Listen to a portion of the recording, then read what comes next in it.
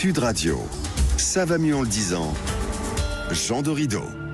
Docteur en psychologie, fondateur d'hypnoparis.com, d'hypnoseparis.com, précisons bien et disons-le bien, auteur du livre Le bonheur est une science exacte.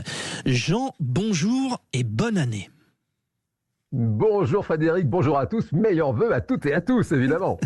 Jean, évidemment, on aurait pu vous solliciter sur cette actualité, mais on ne va pas en rajouter, on a l'impression d'entendre tout et c'est très dur, donc je pense que nos auditeurs ont l'info. En revanche, prenons, et vous savez si bien le faire, Jean Dorido, un peu de recul sur les choses et notamment pourquoi les horoscopes ont-ils un tel succès?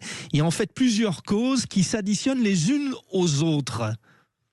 Oui, effectivement, c'est une bonne question, Frédéric. C'est vrai qu'on voit fleurir en début d'année les horoscopes pour l'année qui vient. Et alors, comment expliquer ce succès? Eh bien, il y a d'abord depuis toujours quelque chose chez l'être humain qui fait qu'il essaye de prévoir l'avenir. Déjà, à l'époque d'Alexandre le Grand, la légende raconte que le jeune empereur, à la veille d'une bataille hyper importante, veut absolument consulter la Pythie, l'oracle d'Apollon, mais elle n'est pas disponible à ce moment-là, il est trop tard, alors Alexandre envoie ses sbires la chercher de force, et une fois devant lui, la Pythie déclare « Alors toi, on peut dire que rien ne te résiste quand tu veux quelque chose qui est vraiment invincible. » Et alors Alexandre la laisse rentrer chez elle et lui dit « C'est bon, tu me dis que rien ne me résiste. » C'est tout ce que je voulais savoir.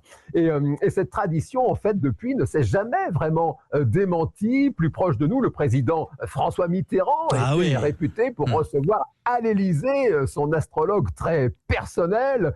En fait, il y a au plus profond de chacune et de chacun le désir, plus ou moins secret, plus ou moins brûlant, de savoir à l'avance ce que l'avenir réserve. C'est maintenant que votre expertise tranche. Comment Jean s'explique psychologiquement ce désir?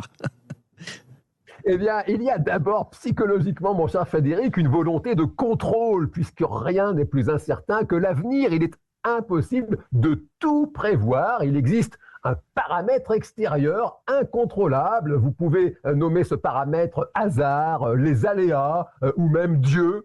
Et d'ailleurs, un proverbe polonais rappelle assez bien sur le sujet le caractère inattendu, imprévisible de ce paramètre, puisqu'il vous dit « si tu veux faire rire Dieu, parle-lui de tes projets ».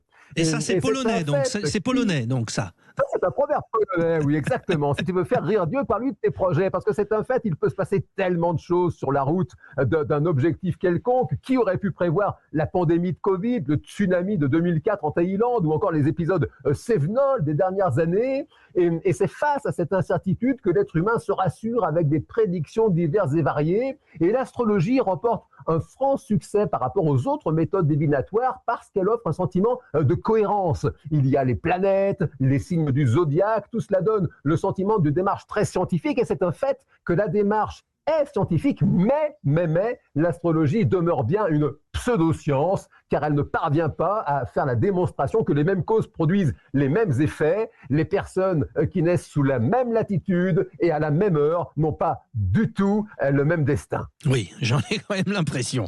L'astrologie apporte des réponses simples à des problèmes compliqués, donc tout n'est pas complètement valide. Mais alors, est-ce qu'on a intérêt à lire son horoscope pour l'année qui vient? Oui. Eh bien, oui et non, ça dépend en réalité de votre état d'esprit, Frédéric, parce qu'il existe un biais cognitif très puissant qui force le cerveau à se connecter sur ce qui vous correspond. Un professeur de psychologie fameux a un jour distribué à chacun de ses étudiants son profil individuel de personnalité. Les étudiants ont évalué ce portrait fidèle à plus de 85%. Or, il était le même pour tous, parce que le cerveau fait le tri. Alors, si vous êtes plutôt optimiste, vous allez garder ce qui vous prédit de bonnes choses, et vous pouvez tout à fait lire vos prédictions astrales de l'année 2026. En revanche, si vous êtes un peu pessimiste, un peu anxieux de nature, alors méfiez-vous, parce que vous pourriez tomber dans le piège de la prophétie auto-réalisatrice. En tout cas, quoi qu'il en soit, de toute façon, respectez-vous, respectez vos croyances, et puis surtout, faites-vous confiance. Je suis moi, rien que moi. Je suis moi, rien que moi. C'est vous qui avez écrit cette chanson, Jean Dorido, non? Vous me prêtez attention, le cœur est là, je ne possède pas. Non, non, c'est pas moi, mais très bonne chanson. Bon, se faire confiance, voici une bonne résolution donc avec Nash, Je suis moi. Merci Jean Dorido.